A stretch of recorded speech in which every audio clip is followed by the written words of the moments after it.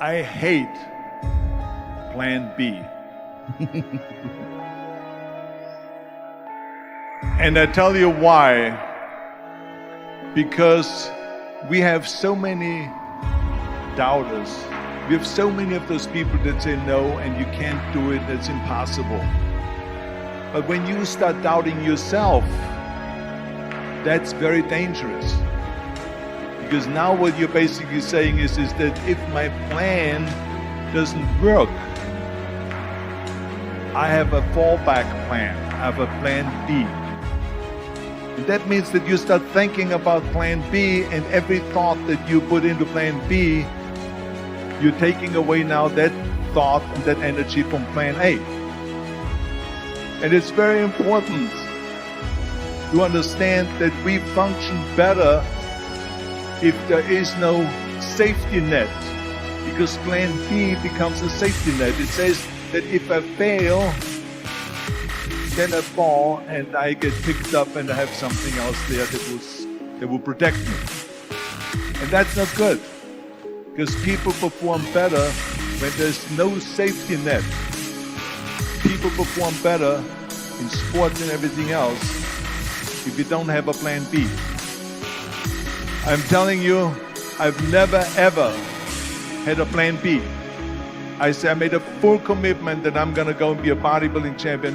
I made a full commitment that I'm gonna be in America.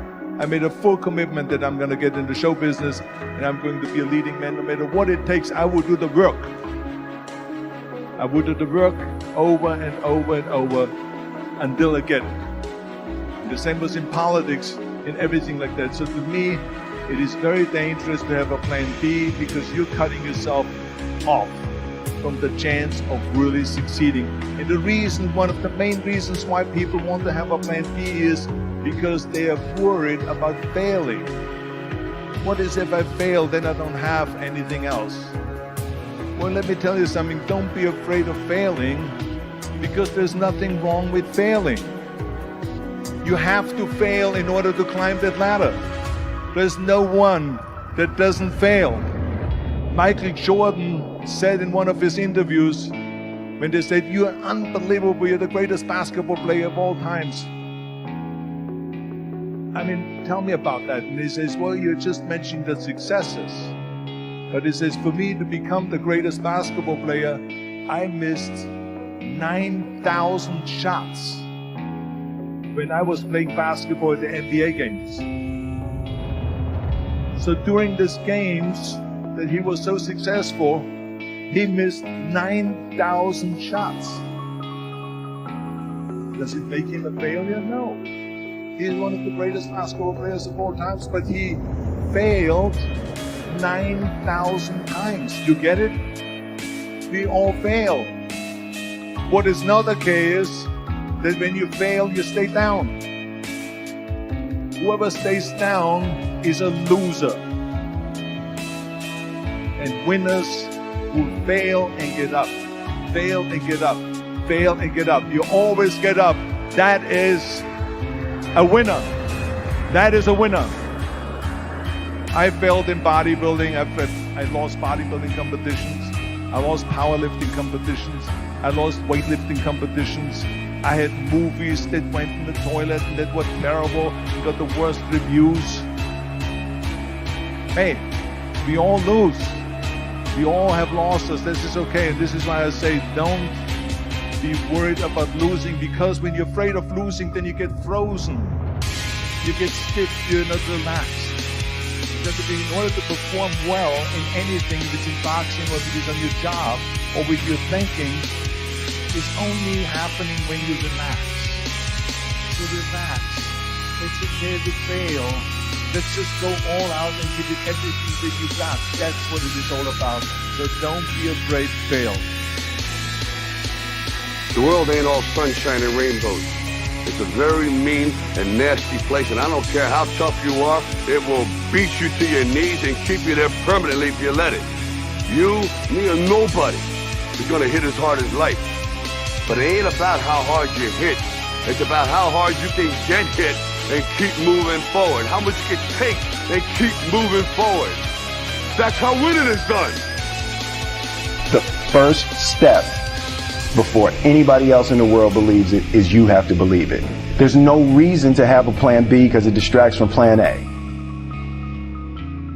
You're here right now at this moment because tomorrow you want to be somebody greater than the person you are today. You see yourself succeeding, you have a vision, you have a dream. Congratulations. You're already 10 steps ahead of 95% of the world. Imagine if Michael Jordan was scared of missing. He would have never taken a shot. Imagine if Steve Jobs was afraid of people not liking his product. There would be no iPhone. So ask yourself this: do you want to be a person who fears failure, or do you want to be a person who loves success? Which one? You're gonna have to pick today. And I'll tell you one thing: one is a failure and one is a success. And if you love success, there is nothing that can stop you. All those negative things people say will mean nothing. They're gonna talk about how only 1% make it to the top. Big deal. Wanna know something else? Only 1% stick with that fitness program long enough to see results. Only 1% of nerds stick with that video game long enough to get good at it. Only 1% of relationships stick it out to the end. That doesn't mean you have a 1% chance. It just means you can't behave like the 99%. You'll have to do something better than giving up a month from now. Those are just numbers. You want to talk about numbers? Take a look around you and take a good look around you. Are you like 99% of the people around you? If you are, then you're in the wrong video, my friend. You have to love success just as much because that's what's gonna allow you to get up and go for it. Being scared to fail won't do anything. In fact, when you love success and you start going for it, guess what happens? You're gonna fail. You're gonna fail 10 times, 100 times, maybe even 1,000 times. But that's okay. Failure isn't permanent. Falling isn't permanent. You get right back up and keep going. And this time, you're gonna be stronger, wiser, and you'll be more driven than ever. And for every 10 failures, you'll land one success. You have to love success so much that you're willing to fail 10 times before you can succeed once. That's how a winner does it. I want to explain the biggest myth that most people think leads them to success. And here's the myth. You might believe if you're scared to fail, you won't fail. Lies.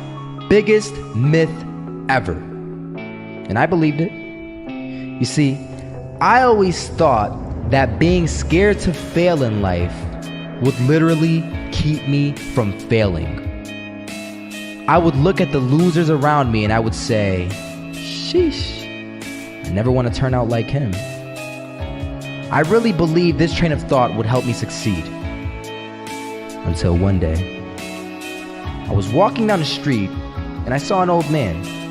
Had a hat, suspenders, and a cane. Was about 80 years old. This old man was barely walking. He could walk, but the cane helped a lot. He was struggling. So anyway, he was walking across the street and he ended up falling. So I went over to go help him.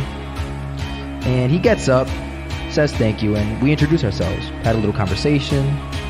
Told me his name and I told him mine. His name was Robert, by the way. And right as he walked away, I told him, this is what I said. Robert, you should stay inside where it's safe, my friend. And Robert turns around and says to me, I love walking. And I love walking way more than I'm afraid of falling. So I ask him, well, what about your safety? Don't you want to live? And he told me this. These are the exact words he said. He said this: Solo, living means doing what you love to do. And if I have to fall here and there to do what I want to do in life, then so be it. And he just walked away. Never saw him again. That was it. But that statement really had me thinking. And it had me thinking hard, because I learned something that day. That's when I realized the true key to success. You see, I always thought if I could just fear the act of failing, and if I fear it like crazy, I will succeed. Because I thought the fear would magically motivate me to get out there and start taking action. But after that day, I realized something. I realized it's the love for success that will lead me to succeeding.